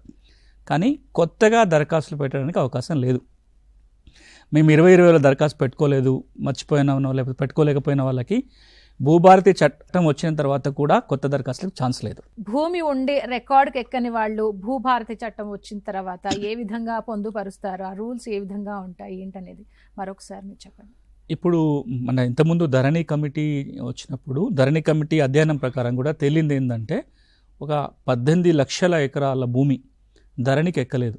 అందులో 5-6 లక్షల మంది పట్టదారులు ఉంటారు. పాత చట్టం కింద పాస్ పుస్తకాలు ఉన్నాయి, భూమి అనుభవంలో ఉన్నారు, కానీ ఎక్కలేదు. ఈ 18 లక్షల ఎకరాలని మనం క్లాసిఫికేషన్ చేసి చూస్తే ఒక 23 రకాల సమస్యలతోటి ధరణికి ఎక్కలేదు. ఆధార్ నంబర్ లేదనో, లేకపోతే ఏదైనా లిటిగేషన్లో ఉందనో, లేకపోతే ఎవరో పిటిషన్ పెట్టారనో, రకరకాల కారణాలతోటి. కొత్త చట్టం వచ్చిన తర్వాత సెక్షన్ 4.6 ప్రకారము దరఖాస్తు పెట్టుకొని భూమి వాళ్ళ ఆధీనంలో కనుక ఉంటే, అంటే ముందు అన్నిటికంటే ఇంపార్టెంట్ భూమి ఉండాలి. వాళ్ళ భూమి వాళ్ళ ఆధీనంలో ఉండి హక్కులు ఎట్లా వచ్చినాయో నిరూపించుకోగలిగితే తప్పకుండా రికార్డుకి ఎక్కుతుంది. ఏ అధికారికి దరఖాస్తు పెట్టుకోవాలనేది రూల్స్లో తేలుతుంది. ఎందుకంటే యాక్ట్లో ఏ ఆఫీస్కి వెళ్ళాలనే చెప్పలేదు. కానీ ఏది ఏమైనా జిల్లా స్థాయిలోనే అది తహసీల్దార్ కావచ్చు, ఆర్డీఓ కావచ్చు, లేదా అడిషనల్ కలెక్టర్ స్థాయిలోనే పరిష్కారం అవుతుంది. ఈ 18 లక్షల ఎకరాలు అయి ఉండొచ్చు, లేదా ఇంకే విధంగానైనా భూమి అనుభవంలో ఉండి హక్కులుండి రికార్డుకి ఎక్కకపోతే ఈ చట్టం వల్ల రికార్డుకి ఎక్కించుకొని పాస్బుక్ పొందొచ్చు. అంటే ఇన్ని రోజులు ధరణికి సంబంధించి తెలంగాణ రాష్ట్రంలో ఉన్న రైతాంగానికి అందరికీ ధరణి అనేది బాగా అలవాటు పడింది. అందులో ఎలాంటి సమస్యలు ఉంటాయి, ఎలాంటి సమస్యలు తీర్చబడతాయి అనేవి వాళ్ళందరికీ నోటిఫై అయ్యింది. భూభారతికి సంబంధించి వాళ్ళు కొత్తగా ఏముంటుంది ఏంటి అనేది చాలా ఆతృతగా ఉన్నారు, వెయిట్ చేస్తున్నారు తెలుసుకోవాలని కూడా. ఈ భూభారతి చట్టం వచ్చిన తర్వాత మరోసారి భూమి ప్రక్షాళనకు సంబంధించి మీరు ఒకసారి చెప్పండి. భూమి ప్రక్షాళన మళ్ళీ ఒకసారి ఏమైనా చేస్తారా? అంటే చేయాల్సిన అవసరం ఎంతైనా ఉంది. ఎందుకంటే మనం ధరణి రాకముందు ఒకసారి భూ రికార్డుల ప్రక్షాళన జరిగింది. భూమి ఒక చేతిలో ఉంటే రికార్డులో ఇంకో పేరు కనపడుతుంది. భూమి వాస్తవ యజమాని ఎవరైతే ఉంటారో వాళ్ళే రికార్డులో ఉండాలి. అట్లా లేని వాళ్ళ పర్సంటేజ్ ఎక్కువ ఉంది కాబట్టి వాటిని రెక్టిఫై చేయటం కోసము LRUP పేరుతోటి 100 రోజుల కార్యక్రమం తీసుకొని రెవెన్యూ రికార్డులు గ్రామాలకు పంపి రైతుల దగ్గర ఉన్న రికార్డులు పరిశీలించి రికార్డును సరిచేసే ప్రయత్నం జరిగింది. అట్లా సరిచేసిన రికార్డునే ఈ రోజున ధరణిలో పెట్టారు. ధరణి రికార్డు అంతా బాగానే ఉందని అప్పుడు ప్రభుత్వం భావించింది. కానీ తీరా చూస్తే ధరణి వచ్చిన ఈ 3.5 సంవత్సరాల కాలంలో దాదాపుగా 21 లక్షల మంది భూ యజమానులు ధరణిలో మాకు సమస్య ఉందని దరఖాస్తు పెట్టారు. అంటే దాదాపుగా ఒక 30-40% మంది రైతులు ధరణితో చిక్కులు ఉన్నాయని దరఖాస్తు పెట్టుకున్నారు. అంత శాతం సమస్యలు ఉన్నాయి. ఇప్పుడు ఈ 30-40% మందో లేదా అంతకంటే ఎక్కువ మందికి ఏవైతే ధరణి చిక్కులు ఉన్నాయో ఈ ధరణి చిక్కులని పరిష్కారం చేయాలంటే 2 రకాల మార్గాలు ఉంటాయి. ఒకటి, సమస్య ఉన్న వాళ్ళు ఎప్పటికప్పుడు మళ్ళీ దరఖాస్తు పెట్టుకోవాలి. ఇప్పటికీ సమస్య ఉండి పెండింగ్ దరఖాస్తు ఉన్నట్టే వాళ్ళు పర్వాలేదు, ఇంకా దరఖాస్తు పెట్టుకునే వాళ్ళు లేదా దరఖాస్తు పెట్టుకుని తిరస్కరించిన వాళ్ళు మళ్ళీ దరఖాస్తు పెట్టాలి. అది ఒక పద్ధతి. రెండో పద్ధతి ఏంటంటే దరఖాస్తులు వచ్చేదాకా చూడకుండా ఈ ధరణి రికార్డునే మళ్ళీ గ్రామాలకు పంపి ఒకేసారి మళ్ళీ ఈ రికార్డు అన్నిటిని ప్రక్షాళన చేయగలిగితే ఒకేసారి లక్షల మంది రైతులకు మేలు చేయొచ్చు. అందుకోసమే ధరణి చట్టంలో సెక్షన్ 4లో ఒక స్పష్టమైన వాక్యం రాసేయముంటుందంటే ప్రభుత్వము ప్రత్యేక కార్యక్రమం నిర్వహించి రికార్డుల ప్రక్షాళన చేయాలి అని ఉంటుంది, రికార్డు సరి చేయాలని ఉంటుంది. అంటే ఏదో ఒక ప్రోగ్రాం తీసుకుంటుంది ప్రభుత్వం. అది భూ రికార్డుల ప్రక్షాళన కావచ్చు, లేకపోతే జమాబందీ కావచ్చు, ఇంకేదో కార్యక్రమం పేరుతోటి ప్రభుత్వమే గ్రామాలకు అధికారులను పంపి రికార్డులను వాళ్ళే వెరిఫై చేసి ఒకేసారి ప్రక్షాళన చేయడానికి అవకాశం అయితే ఉంది. చట్టంలో కూడా నిబంధన ఉంది. రైట్, కాలర్ ఉన్నారండి మీతో మాట్లాడడానికి ఖమ్మం నుంచి. కిషోర్ గారు. Madam good evening. Madam good evening అండి. సునీల్ గారు ఉన్నారు, మీ డౌట్ ఏంటో చెప్పండి. ఓకే చెప్పండి కిషోర్ గారు. సార్, నాది సాదా బైనామలో భూమి ఎక్కించాము ఆల్రెడీ. హలో, చెప్పండి వింటున్నా. అయితే భూమి ఏమైందంటే ఎక్కించాము, తర్వాత అది సాదా బైనామా ఎక్కట్లేదు, సర్వే రావట్లేదు, ఎక్కట్లేదమ్మా. మీకు అంటే సాదాబైనామా 13B సర్టిఫికేట్ వచ్చిందా? 13B సర్టిఫికేట్ రాలేదండి. అది కొంత భూమి ఎక్కింది, కొంత భూమి ఆగింది, 60 నెంబర్లోనే ఉంది. కరెక్టే. మీకు సాదాబైనామా ద్వారా కొని ఉన్నారు అనుకుంటే 13B సర్టిఫికేట్ ఉంటేనే రికార్డుకి ఎక్కిస్తారు.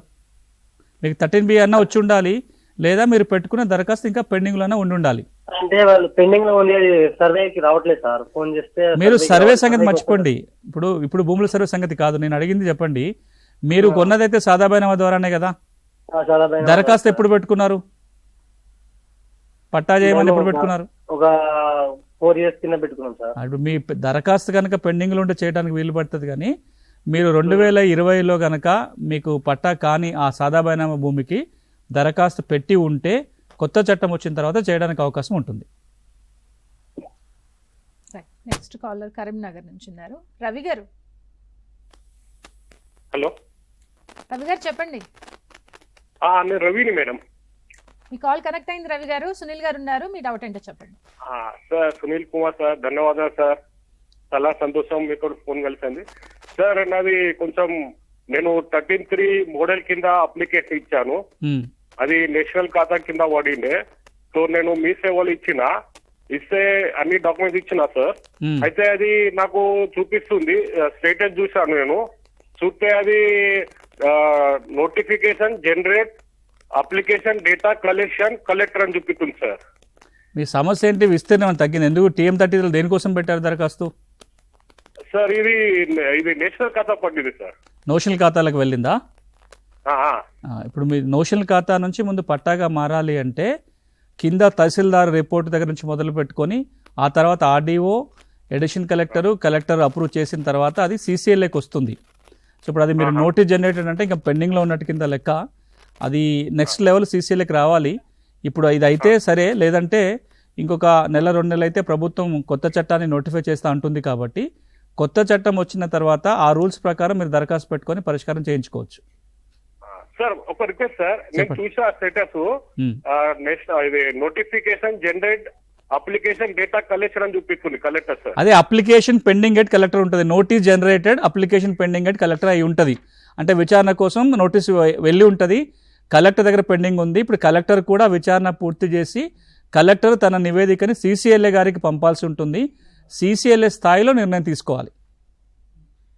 రైట్. భూభారతి చట్టానికి సంబంధించి చాలా డౌట్స్ ఉన్నాయని మనం ఇందాకే అనుకున్నాం. అందులోనే మరొక డౌట్ ఏంటంటే, మళ్ళీ కాగితాల్లో రాస్తారా, ఈ పహానీలు ఈ విధానం అంతా ఏ విధంగా ఉంటుంది, మాన్యువల్లో ఉంటుందా, సిస్టంలో ఏ విధంగా ఉంటుంది, ఇలా అనేక డౌట్స్ ఉన్నాయి సార్ రైతులకు. అంటే మీరు తెలంగాణ రైతులకు డౌట్లే మీరు అడుగుతున్నారు. ఇవన్నీ ఉన్నాయి, ఇవన్నీ చాలా చర్చకు వస్తున్నాయి. వాళ్ళకి అనేక డౌట్స్ ఉన్నాయి. అసలు ఈ భూభారతి ఏ విధంగా అమలు చేస్తారు, అంటే ఇంతకుముందు ఉన్న ధరణి లాగే సంతోషం ఉన్నాయి, కొన్ని భయాలు ఉన్నాయి, మళ్ళీ ఏం కాబోతుంది, ఇంతకుముందు ధరణి లాగానే దీంట్లో కూడా ఉంటాయా ఏంటి అనేది చాలా డౌట్స్ ఉన్నాయి. ఆ డౌట్స్ కి సంబంధించి మనం క్లారిఫై చేసే ప్రాసెస్ లో దీన్ని మనం క్లారిఫై చేయాల్సిన అవసరం మాన్యువల్ రికార్డ్ చెప్తానండి. ఎందుకంటే ఇది చాలా మంది అపోహపడుతున్న అంశం. అంటే మనము కాగితాల రికార్డు నుంచి కంప్యూటర్ రికార్డు దశకు వచ్చేసాం. ఒక తెలంగాణ కాదు, భారతదేశం అంతా కూడా ఒకప్పుడు కాగితాల మీద రెవెన్యూ రికార్డులు ఉన్నాయి. భూమి రికార్డులన్నీ కాగితాలే, మాన్యువల్గానే రాసేది, ఆ కాగితాలను దాచిపెట్టుకున్నాం. కానీ ఎప్పుడైతే మనం డిఐఎల్ఆర్ఎంపీ పథకం అంతకుముందు ఎన్ఆర్ఎల్ఎంపీ 2004లో ఇంట్రొడ్యూస్ చేశామో, ఈ పథకం ఒక కీలక లక్ష్యం ఏంటంటే రెవెన్యూ రికార్డులు ఏవి కాగితాల మీద ఉండొద్దు, అన్నీ కంప్యూటర్లో ఉండాలి, లావాదేవీలన్నీ కంప్యూటర్లో జరగాలి. ఫ్రాడ్ జరగకుండా ఉండడం కోసం ఎప్పటికప్పుడు రికార్డ్ అప్డేట్ చేయాలంటే కంప్యూటర్ రికార్డ్ అనే కొనుక్కున్నాం. ఇప్పుడు ధరణి కూడా కంప్యూటర్ రికార్డే, భూభారతి వచ్చిన తర్వాత కూడా అది కంప్యూటర్ రికార్డ్ అవుతుంది. కానీ ఇప్పుడు ఒక అనుమానం ఎందుకు వస్తుందంటే, ఈ భూభారతి చట్టంలో ఒక 2 లైన్లు రాస్తుంది. అదేంటంటే పీరియాడికల్గా కంప్యూటర్ రికార్డును ప్రింట్అవుట్ తీసి దాచిపెట్టాలని రాస్తుంది. అంటే దాని ఏమైనా ప్రచారం జరుగుతుందంటే మళ్ళీ మాన్యువల్ రికార్డులు వస్తాయట, మళ్ళీ గ్రామంలో అధికారులు వస్తారు, మళ్ళీ మాన్యువల్ కాగితాలు రాస్తారు, ఒకరి భూమి ఇంకొకరు ఎక్కించుకుంటారు, ఇవన్నీ అనుమానాలు వస్తున్నాయి. కానీ చట్టంలో ఉన్న మాట ఏంటంటే కాగితాలలో తప్పు జరుగుతుందని కంప్యూటర్ రికార్డు తెచ్చుకున్నాము. కంప్యూటర్లో పొరపాట్లు జరిగితే, లేదా కంప్యూటర్లో ఏదైనా వైరస్ వచ్చింది, లేదా కంప్యూటర్లో ఇంకేదో ఎర్రర్ జరిగింది, ఒక బ్యాకప్ కాపీ అంటే ఉండాలి కదా. మన రైతుకి ఈరోజు కూడా యాక్సెస్ ఏముంటుంది, ఫిజికల్ కాపీ ఉంటాయి. చట్టం ఏం చెప్పిందంటే సంవత్సరానికి ఒకసారో లేదా ప్రభుత్వం నిర్ణయించిన 1 ఇయర్కో 2 ఇయర్స్కి ఒకసారి ఈ ధరణి లేదా భూభారతిలో రికార్డ్ అవుతుందో ప్రింట్ తీసి ఆ ప్రింట్అవుట్లని గ్రామాలకు పంపి ఒకసారి అన్ని సరిగ్గా ఉన్న వెరిఫై చేసుకొని ఆ కన్సర్న్ ఆఫీసర్లు సంతకాలు పెట్టి ఈ కాపీ దాచిపెడతారు, రేపు పొద్దున అవసరం అయితే కంపేర్ చేసుకోవడానికి. అంటే కంప్యూటర్ రికార్డే ఉంటుంది, ఆ కంప్యూటర్ రికార్డునే అప్పుడప్పుడు ప్రింట్ తీసి దాచిపెడతారు తప్ప ముందు కాగితాల మీద రికార్డు రాసి మళ్ళీ కంప్యూటర్లకు ఎక్కియడం అంటూ ఉండదు. మాన్యువల్గా మళ్ళీ రికార్డు రాయమని భూభారతి చట్టం చెప్పట్లేదు. అదే భూముల రీసర్వేకి సంబంధించి కూడా చాలా డౌట్స్ ఉన్నాయి సార్. తెలంగాణ రాష్ట్రంలో ఉన్న రైతులకు సంబంధించి భూముల రీసర్వే జరుగుతుందా, ఒకవేళ ఈ రీసర్వే జరిగితే ఈ భూభారతి చట్టంలో అసలు ఎలాంటి రూల్స్ ఉన్నాయి, నిబంధనలు ఏంటి అసలు అని? అంటే ఒకటి, గడిచిన 10 సంవత్సరాలుగా అందరం మాట్లాడుతున్నమాట, ఎక్స్పర్ట్స్ మాట్లాడుతున్నారు, సామాన్య రైతులు చెప్తున్నారు, అందరూ మాట్లాడుతుంది ఏంటంటే తెలంగాణ రాష్ట్రంలో భూ సమస్యలకి సమగ్రమైన శాశ్వత పరిష్కారం దక్కాలి అంటే భూముల రీసర్వే జరగాలి. ఎందుకంటే మనం ఈ రోజున ఏ రికార్డులు అయితే ఉపయోగించుకుంటున్నామో అవన్నీ 80 ఏండ్ల కింద తయారైన సర్వే రికార్డులు. మనం ఈరోజు వాడుతున్న గ్రామ పటాలు కావచ్చు, ఈ రోజున మనం వాడుతున్న టీపన్లు అంటే ఫీల్డ్ మెజర్మెంట్ పుస్తకాలు కావచ్చు, ఈ రోజున మనం ప్రాతిపదికగా వాడుతున్న సేత్వార్ రికార్డు కావచ్చు, ఇవన్నీ 80 ఏండ్ల కింద తయారైన రికార్డు. అప్పుడు అవేవి కూడా జియో రిఫరెన్స్ మ్యాప్ కాదు, అంటే అక్షాంశాలు రేఖాంశాల ఆధారంగా తయారు చేసిన పటాలు కావు. దాని అర్థం ఏంటి, ఆ పటం ఆధారంగా మీరు భూమిని గుర్తుపట్టాలి అంటే అక్కడ సర్వే రాయి ఉండాలి, సర్వేయరు చైన్ పట్టుకొని పోయి కొలిస్తే తప్ప గుర్తుపట్టలేము. కానీ ఇప్పుడు పరిజ్ఞానం పెరిగింది, ఈ రోజున ఏ ప్రాంతాన్నైనా మీరు జీపీఎస్ సర్వే చేయొచ్చు. కొత్తగా సర్వే చేస్తే తప్ప ఇది సాధ్యం కాదు. కాబట్టి సర్వే జరగాలి. కానీ సర్వే ఏ చట్టం ప్రకారం జరగాలి, దానికి చట్టం వేరే ఉంది, భూభారతి చట్టం కాదు. సర్వే బౌండరీస్ యాక్ట్ ప్రకారం అన్నా జరగాలి, లేదా ప్రభుత్వం కొత్త సర్వే చట్టం తెచ్చి భూముల సర్వే జరగాలి. మరి భూభారతి చట్టం ఏం చెప్తుంది అంటే సర్వేకి సంబంధించి ఈ ఆర్ఓఆర్ రికార్డు, భూభారతి రికార్డు ఏదైతే ఉందో, ఈ హక్కుల రికార్డు పాత రికార్డు ధరణి రికార్డు తాత్కాలికంగానే కొత్త రికార్డుగా కొనసాగుతుంది. ఈ లోపల ఈ రికార్డు అన్నా సవరించుకోవాలి, లేదా భూములని సర్వే చేసి కొత్త ఆర్ఓఆర్ రికార్డు తయారు చేసుకోవాలని చెప్తుంది. అంటే మొట్టమొదటిసారిగా ఆర్ఓఆర్ చట్టంలో కూడా స్పష్టంగా చెప్పిన మాట ఏంటంటే ఇప్పటికి ఇది ఆర్ఓఆర్, రేపు పొద్దున తెలంగాణ ప్రభుత్వం కనుక రీసర్వే చేస్తే ఆ సర్వే రికార్డు ఆధారంగా మళ్ళీ కొత్త భూభారతి రికార్డు చేసుకోవచ్చని ఒక ప్రావిజన్ పెట్టడం జరిగింది.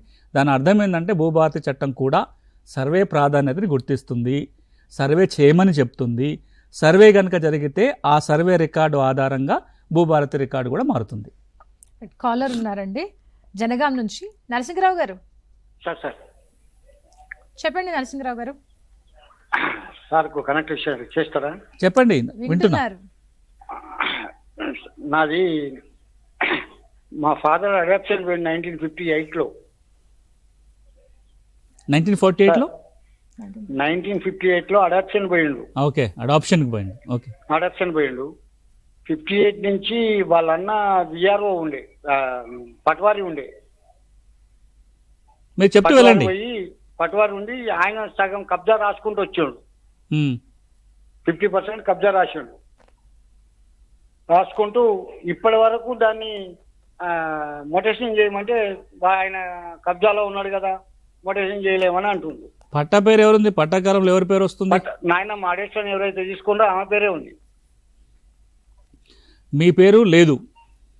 నాన్న పేరు ఓన్లీ కబ్జాలకు వచ్చింది కొన్ని రోజులు, ఇప్పుడు కబ్జా లేదు కాబట్టి లేదు.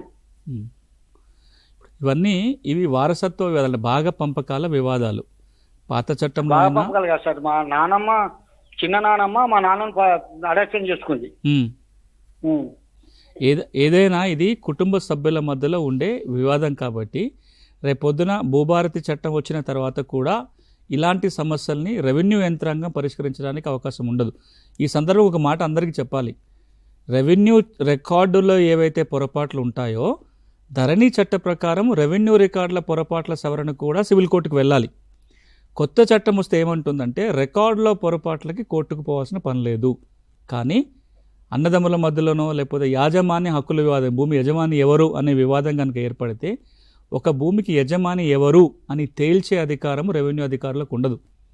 71 చట్టం కింద లేదు, 20 చట్టం కింద అసలు ఏ అధికారాలు లేవు. రేపొద్దున 2025 భూభారతి చట్టం అమల్లోకి వచ్చిన తర్వాత కూడా యాజమాన్య హక్కుల వివాదం, టైటిల్ డిస్ప్యూట్ అంటాం, అది వస్తే తేల్చాల్సింది సివిల్ కోర్టే. కానీ రికార్డులో పొరపాటు జరిగింది, రికార్డులో చట్ట ప్రకారం ఎంకేయలేదు, చట్ట ప్రకారం ఆ రికార్డు నమోదు కాలేదు, ఇట్లాంటి పొరపాట్లు అన్నిటికీ కూడా అధికారులకు అధికారం ఉంటుంది. ఈ డిఫరెన్స్ మనం అర్థం చేసుకోవాలి. ఈ ఒక డిఫరెన్స్ అర్థం చేసుకోవాలి. ఇప్పుడు మనం చాలామంది ఏమనుకుంటున్నారంటే ఇక భూభారతి చట్టం రాగానే ఏ భూ వివాదమైనా ఇక్కడ పెట్టే కోర్టులకు, ఆర్డీఓకో, కలెక్టర్కో, ట్రిబ్యునల్కో పోతే పరిష్కారం అవుతుంది అనుకుంటున్నారు. 2 అంశాలు గుర్తుంచుకోవాలి. ఒకటి, ఇప్పుడు నేను చెప్తున్నట్టుగా యాజమాన్య హక్కుల వివాదం ఉంటే ఎప్పటిలాగే సివిల్ కోర్టే తేల్చాలి. ఇక రెండోది, అసైన్మెంట్ భూముల సమస్యలు కావచ్చు, లేకపోతే ఇతర ఎల్టీఆర్కి సంబంధించిన కావచ్చు, వేరువేరు భూమి చట్టాలు ఉన్నాయి, ఆ చట్టాలకు పరిధిలోకి వెళ్ళాలి. తెలంగాణ రాష్ట్రంలో 80% సమస్యలు రికార్డుల సమస్యలు ఉంటాయి, అవి మాత్రం భూభారతి చట్టం పరిధిలో వస్తాయి. రైట్ అండి. కాలర్ ఉన్నారు వరంగల్ నుంచి. శ్రీనివాస్ గారు. శ్రీనివాస్ గారు, హలో, మీ కాల్ కనెక్ట్ అయిందండి. సునీల్ గారు వింటున్నారు, మీ సమస్య ఏంటో చెప్పండి. మేడం నమస్తే. మేడం నమస్తే అండి. మేడం నమస్తే. సునీల్ గారు వింటున్నారండి, మీ భూమికి సంబంధించిన సమస్య ఏంటో చెప్పండి. సార్ నమస్తే. సార్ నమస్తే సార్, ఇప్పుడు మా తాత సంపాదించిన ఆస్తి 30. చెప్తున్నా మేడం. సార్, మా తాతగారు సంపాదించిన ఆస్తి 30 గుంటల భూమి ఉంది సార్. అదొక సర్వే నంబర్ లో చెక్ చేస్తే మా తాత పేరు ఉన్నది. తర్వాత మేము ఎంఆర్ఓ దగ్గర పోయి మాకు పట్టా చేయించామంటే చేయనంటుంది సార్. ఎందుకు చేయరు అంటే అది ఖాళీ ప్లేస్ అది కావడం లేదు అంటుంది. ఎందుకు కాదు అంటే అదేమో అండి మీ పేరు మీద కాదు అన్నాడు. అయితే మేమేంటంటే ఎందుకు కాదని మేము ఆర్డీఓ దగ్గర పోయినాం సార్. పోయి అప్లికేషన్ పెట్టుకుంటే దాంట్లో ఒకటి రోడ్డు పోయింది sir, RMB road. RMB road పోవడం వల్ల ఆ బౌండరీస్ తీసేసి మిగతా చేయండి సార్ అంటే చేయలేము, అది కాదు అంటుంది సార్ ఎంఆర్ఓ గారు. అంటే కాగితాలు చూస్తే ఇంకా స్పష్టంగా చెప్పగలుగుతాను, కానీ మీరు చెప్పిన దాని ప్రకారం చూస్తే ఆ సర్వే నెంబర్లో కొంత భూమి ల్యాండ్ ఎక్విజిషన్ జరిగింది. ఆ నెంబర్ అంతా ప్రొహిబిటెడ్ ప్రాపర్టీకి పోయి ఉండొచ్చు కూడా, నిషేధ జాబితాలకు పోయి ఉండటం వల్ల చేయలేకపోవచ్చు. మీరు చేయాల్సింది ఏంటంటే ఆ సర్వే నెంబర్లో ఏదైతే రోడ్డు కోసం పోయిందో దాని అవార్డు కాపీ దొరుకుతుంది. ఆ సర్వే నెంబర్లో ఎంత భూమి పోయింది, ఎవరికి నష్టపరిహారం వచ్చింది, ఆ రికార్డు తీస్తే అంతవరకు సబ్ డివిజన్ చేసేసి మిగిలిపోయిన భూమికి మీకు హక్కులు ఉంటే మీకు పట్టా ఎక్కించవచ్చు. ఎట్లాగో రేపేళ్ళలో కొత్త చట్టం రాబోతుంది కాబట్టి ఈ లోపల ల్యాండ్ ఎక్విజిషన్ అవార్డు కాపీ సంపాదించండి. ఆ సర్వే నెంబర్లో రోడ్డుకి ఎంత పోయిందో మీరు తెలుసుకోండి. మిగతా ఆధారాల ప్రకారం మీరు కొత్త చట్టం వచ్చిన తర్వాత మీ పేరు రికార్డుకి ఎక్కించుకోవచ్చు. ఇక్కడ రాష్ట్రం అంతా కూడా చాలా చోట్ల ఈ సమస్య వస్తుంది. ఒక సర్వే నెంబర్లో కొంత భూమి ఎప్పుడూ అక్వైర్ జరిగింది, 30 ఏళ్ల కిందో 20 ఏళ్ల కిందనో. ఇప్పటిదాకా రికార్డులో వీళ్ళ పేరు కొనసాగుతూ వస్తున్నాయి. ధరణి వచ్చినప్పుడు ఏం చేశారంటే ఏ నెంబర్లో అయితే ఈ ల్యాండ్ ఎక్విజిషన్ జరిగిందో ఆ నెంబర్లోకి వెళ్ళి ఆ భూమిని డిడక్ట్ చేయమని చెప్పారు. ప్లస్ ఆ డిడక్ట్ చేసిన భూమి ఆ నెంబరు ప్రోబిటర్ లిస్టులకు వెళ్ళాలి. సపోజ్ ఒక సర్వే నెంబర్లో 4 ఎకరాలు ఉంది, 2 ఎకరాలే ప్రభుత్వం దేనికోసం సేకరించింది, కెనాల్ కోసమో రోడ్డు కోసమో హాస్పిటల్ కోసమో. ఈ 2 ఎకరాలకు తీసేసిన దాన్ని సబ్ డివిజన్ చేసి దీనికి వేరే సబ్ డివిజన్ నెంబర్ వేయాలి. మిగిలిపోయిన భూమికి వేరే సబ్ డివిజన్ ఉండి ఏదైతే భూసేకరణలో పోయిన భూమి ఉంటుందో దాన్ని మాత్రమే నిషేధ జాబితాలో పెట్టాలి. కానీ చాలా చోట్ల ఏమైందంటే ఈ సబ్ డివిజన్ జరగకుండానే ఆ మొత్తం సర్వే నెంబర్ని నిషేధ జాబితాలో పెట్టారు. ఇప్పుడు మిగతా భూమి హక్కుదారులు ఎవరైతే ఉంటారో వాళ్ళు మ్యూటేషన్ కోసం పోయినా, ఇంకో రకంగా పట్టా మార్చుకోవాలన్నా, లేదా పాత పట్టా ఉంది కొత్త పట్టా తెచ్చుకోవాలనుకున్నా నిషేధిత జాబితాలో ఉంది కాబట్టి మేము పట్టా చేయమని అభ్యంతరం పెడుతున్నారు. ఇవి తీరాలంటే ఇప్పుడు నేను చెప్పినట్టుగా చేయాలి. అయితే సునీల్ గారు, ఈ కొత్త చట్టం అమల్లోకి వచ్చిన తర్వాత కొనుగోళ్లు, అమ్మకాలు ఈ విషయంలో ఏమైనా మార్పులు ఉంటాయా?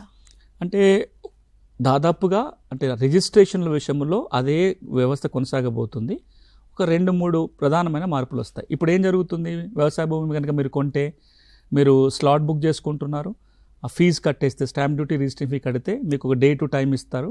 ఆ రోజున తహసీల్దార్ దగ్గరికి పోగానే వివరాలన్నీ సరిపోలితే అప్పటికప్పుడు రిజిస్ట్రేషన్ చేసి కొనుగోలు చేసిన వ్యక్తి పేరు రికార్డులో ఎక్కించి పాస్బుక్ కూడా ఇచ్చేస్తున్నారు. అంటే రిజిస్ట్రేషను మ్యూటేషను తహసీల్దారు ఒకటే రోజు చేసి ఇచ్చేస్తున్నాడు. ఇప్పుడు కొత్త చట్టం వస్తే ఏమవుతుందంటే ఈ వ్యవస్థ కొనసాగుతుంది, కానీ 2-3 మార్పులు వస్తాయి. ఒకటి, ఈ రోజున తహసీల్దార్ రిజిస్ట్రేషన్ చేస్తున్నాడు, రేపు రాబోయే రోజుల్లో అది తహసీల్దార్ చేయొచ్చు, లేదా డిప్యూటీ తహసీల్దార్ కూడా అధికారం ఇచ్చే అవకాశం ఉంటుంది. రెండోది, మనం ఈ రోజున ఏదైతే రిజిస్ట్రేషన్ డీడ్ రాసుకుంటున్నామో, సేల్ డీడ్ రాసుకుంటున్నామో ఆ సేల్ డీడ్ ఒక ఫిక్స్డ్ ఫార్మాట్లో వస్తుంది. అట్లా కాకుండా మనం పూర్తి వివరాలతోటి మన డాక్యుమెంట్ మనమే రాసుకోగలిగే వెసులుబాటు ఈ చట్టం కల్పిస్తుంది. ఇక మూడోది, ఇంతకు మునుపు నేను భూమి అమ్మేశాను, మీరు కొనుక్కున్నారు, కానీ మీరు ఆ మ్యూటేషన్ చేయించుకోకపోతే ఏమైంది, ధరణిలో మళ్ళీ నా పేరే కొనసాగుతుంది. నేను వెళ్ళి ఇంకొకరికి అమ్ముకోవడానికి అవకాశం ఉంది. నేను అట్లా అమ్ముకునే సందర్భాలు కూడా ఉన్నాయి. దాన్ని మళ్ళీ ఎవరైనా ఛాలెంజ్ చేయాలంటే సివిల్ కోర్టుకి వెళ్ళాల్సి వచ్చేది. కానీ ఈ కొత్త చట్టం కనుక వస్తే ఈ అమ్మినానికి హక్కు లేకపోయినా, హక్కు లేకుండానే అమ్మినా సరే మ్యూటేషన్ని ఛాలెంజ్ చేస్తూ ఈ చట్ట పరిధిలో ఆర్డీఓకు కానీ లేదా రెండో అప్పీల్ కలెక్టర్ కానీ దరఖాస్తు పెట్టుకోవడానికి ఛాన్స్ వస్తుంది. ఈ 2 కొత్త మార్పులు రాబోతున్నాయి. విజయవాడ నుంచి కాలర్ ఉన్నారండి, రమేష్ గారు. చెప్పండి సార్. నేను నమస్కారం అండి. నమస్తే అండి, మీ కాల్ కనెక్ట్ అయింది, చెప్పండి సార్. చెప్పండి. అది మా ఇదివరకు మాది కోదాడు అండి, మా తాతగారిది. అయితే అక్కడ నుంచి మేము విజయవాడ వచ్చి కాపురానికి మా నాన్నగారు అయితే వచ్చేసారండి. అయితే కోదాడు పక్కన మా 6 ఎకరాల 20 గుంటలు మా తాతగారికి ఉందండి పొలం. ఓకే. పొలం ఉంటే మా తాతగారు అనుకోకుండా హార్ట్ అటాక్ వచ్చి చనిపోయారు. చనిపోతే మా నాన్నగారు కూడా అటు పొలం కాడికి వెళ్ళలేదు. అయితే ఏరే వాళ్ళు ఆక్రమించుకొని పొలం చేస్తున్నారు సార్. దాని కొంచెం ఏమైనా రికార్డులు ఇప్పుడు ఎవరి పేరు వస్తుంది? మా తాతగారి పేరు మీద వస్తుంది సార్ రికార్డులు మొత్తం. ధరణి వచ్చిన తర్వాత సార్, ధరణి వచ్చినాక ధరణిలో ఎవరి పేరు వస్తుంది? మా తాతగారి పేరు వస్తుంది సార్. వస్తుంది. ఇప్పుడు కొత్త పుస్తకం ఏమైనా జారీ చేశారా, ధరణి పాస్ పుస్తకం? ఇప్పుడు ధరణి పాస్బుక్ కనుక వచ్చి ఉంటే కనుక వీళ్ళది భూమి వేరే వాళ్ళ కబ్జాలు వెళ్ళింది, తిరిగి వీళ్ళకి అప్పగించాలి. అది రికవరీ ఆఫ్ ల్యాండ్. ఆ సమస్యని రెవెన్యూ యంత్రాంగం పరిష్కరించడానికి అవకాశం లేదు. తనకున్న సాక్ష్యాధారాలు, అది పాత రికార్డుల ఎంట్రీలు కావచ్చు, ధరణి రికార్డులు నమోదై ఉంటే అది, కొత్త పాస్బుక్ కనుక జారీ అయితే అవి కూడా తీసుకొని సివిల్ కోర్టులో రికవరీ సూట్ వేసుకోవాలి. అంటే యజమాని నేను వేరే వాళ్ళ కబ్జాలో ఉంది కాబట్టి తిరిగి అప్పగించనని కోర్టు తీర్పు ద్వారా తిరిగి తెచ్చుకోవడానికి ఉంటుంది. ఒకవేళ అది ప్రభుత్వ భూమి అయి ఉండే, అంటే అసైన్మెంట్ జరిగిన భూమి అయితే అసైన్ ల్యాండ్ని రికవరీ చేసి ఇచ్చే పవర్స్ తహసీల్దార్కి ఉంటాయి. కానీ పట్టా భూముల రికవరీ కావాలంటే మాత్రం సివిల్ కోర్టుకు వెళ్ళాలి. ఫైనల్గా సునీల్ గారు ఒకటి చెప్పండి, కొత్త చట్టం వల్ల రైతులకు ఎంతవరకు ఉపయోగం ఉంది, అంటే వాళ్ళకున్న సమస్యలు ఎంతవరకు తీరుతాయి? కొత్త చట్టం వల్ల ఒక 4-5 ప్రధానమైన లాభాలు రైతాంగానికి జరగబోతుంది. ఒక కీలకమైన చెప్పాలంటే ఒక 20 దాకా చెప్పొచ్చు కొత్త చట్టంలో ఉన్న మార్పులు ఏంటనేది. ప్రధానమైన ప్రస్తావన చేస్తా. ఒకటి, భూ సమస్యల పరిష్కారానికి జిల్లా స్థాయిలోనే సరిపోతుంది, రాష్ట్ర స్థాయి దాకా రావాల్సిన పని లేదు. ఈ రోజున సీసీల దాకా వస్తున్నాయి సమస్యలన్నీ. భూభారతి చట్టం వస్తే ఒరిజినల్ అథారిటీ ఎంఆర్ఓనో ఆర్డీఓనో ఉంటాడు, దానిపైన అప్పీల్ కూడా జిల్లా కలెక్టరో జిల్లా స్థాయిలో పెట్టబోయే ట్రిబ్యునల్లో ఉంటుంది. కాబట్టి ఏ సమస్య అయినా 6 సమస్యలన్నీ జిల్లా స్థాయిలో అయిపోతుంది. ఒకటి. రెండవ కీలకమైన అంశం ఏంటంటే రికార్డులో సమస్యల పరిష్కారానికి కోర్టుకు వెళ్లాల్సిన పని లేదు, రెవెన్యూ యంత్రాంగమే పరిష్కారం చేస్తుంది. మూడోది, పేరుకుపోయిన 9 లక్షల సాదాబైనామా దరఖాస్తుల్ని ఈ చట్టం ద్వారా పరిష్కారం చేసుకోవచ్చు. వారసత్వంగా భూములు వస్తే విచారణ చేసే అధికారం తహసీల్దార్కి వస్తుంది. కాబట్టి అన్నదమ్ముల మధ్యలో గొడవలు లేకుండా నిజమైన వారసులు పట్టాలు చేసుకోవడానికి అవకాశం ఈ చట్టం కల్పిస్తుంది. ఇక రాబోయే రోజులలో వ్యవసాయ భూములకే కాదు ఇంటి స్థలాలకు కూడా రికార్డు రాబోతుంది, దానికి కూడా పాస్ పుస్తకాలు వస్తాయి. రైతుకి ఇప్పుడున్న పాస్బుక్తో పాటు ఎట్లయితే ఆధార్ కార్డులు అందరికీ ఉన్నాయో రైతులకి భూధార్ కార్డు రాబోతుంది పూర్తి వివరాలతోటి. ప్రతి నెంబర్కి ఇప్పుడైతే సర్వే నెంబర్ ఉందో సర్వే నెంబర్ బదులుగా కొత్తగా భూధార్ నంబర్ రాబోతుంది. ఏ భూమినైనా మీరు సర్వేయర్తో అవసరం పడకుండానే మీ భూముల బౌండరీ మీరే చూసుకోవచ్చు. సెల్ ఫోన్ చేతిలో ఉంటే చాలు, మీ భూముల బౌండరీ మీరే చూసుకునే అవకాశం దీనివల్ల రాబోతుంది. అంతేకాకుండా గ్రామాలలో ప్రతి సంవత్సరం జమాబందీ చేసి రికార్డులు మీ ముందుకు వస్తాయి. కంప్యూటర్ రికార్డు ఒకటి దాచిపెట్టి ఉంటారు కాబట్టి కంప్యూటర్లో ఇబ్బందులు ఉన్నా కానీ మీకు ఫిజికల్ రికార్డు ఉంది కాబట్టి నష్టం జరగకుండా ఉంటుంది. అన్నిటికంటే కీలకంగా మనం అందరం అర్థం చేసుకోవాల్సింది 6 చట్టము హక్కులని రికార్డు చేసే చట్టం, హక్కులను ఇచ్చే చట్టం కాదు. కానీ 6 రికార్డులో తప్పు రాయటం వల్ల చాలామంది హక్కులు కోల్పోతున్న దుస్థితి ఉంది. ఇది హక్కులు ఇచ్చే చట్టం కాదు, కానీ ఈ చట్టం సరిగా అమలు జరగకపోతే హక్కులు పోయే అవకాశాలు ఉంటాయి. కాబట్టి ప్రభుత్వం చెప్తున్న మాట, అధికారులను మేము సంసిద్ధం చేస్తున్నాము, కొత్త చట్టము రూల్సు కింద స్థాయిలో యంత్రాంగం తేబోతున్నాం. కాబట్టి ఎవరైతే నిజమైన హక్కుదారు ఉంటారో వారి పేరే రికార్డులోకి వస్తుంది, వాళ్ళకే పుస్తకం ఇస్తాము. రికార్డులో ట్యాంపరింగ్ జరగదు. ఫ్రాడ్ జరిగినా ఎవరైతే అలాంటి ఫ్రాడ్ చేస్తారో వాళ్ళ మీద క్రిమినల్ యాక్షన్ తీసుకోవడానికి కూడా చట్టంలో ఉంది. కాబట్టి భూ యజమానులు వాళ్ళ పేర్లు రికార్డులో వస్తాయి. రికార్డులో కనుక తప్పు జరిగితే గ్రామ స్థాయిలోనో మండల స్థాయిలోనో పరిష్కారం చూపిస్తుంది చట్టం. రైట్ అండి, థ్యాంక్స్ ఫర్ జాయినింగ్. ఇది ఇవాల్టి కార్యక్రమం. చూస్తూనే ఉండండి TSAT.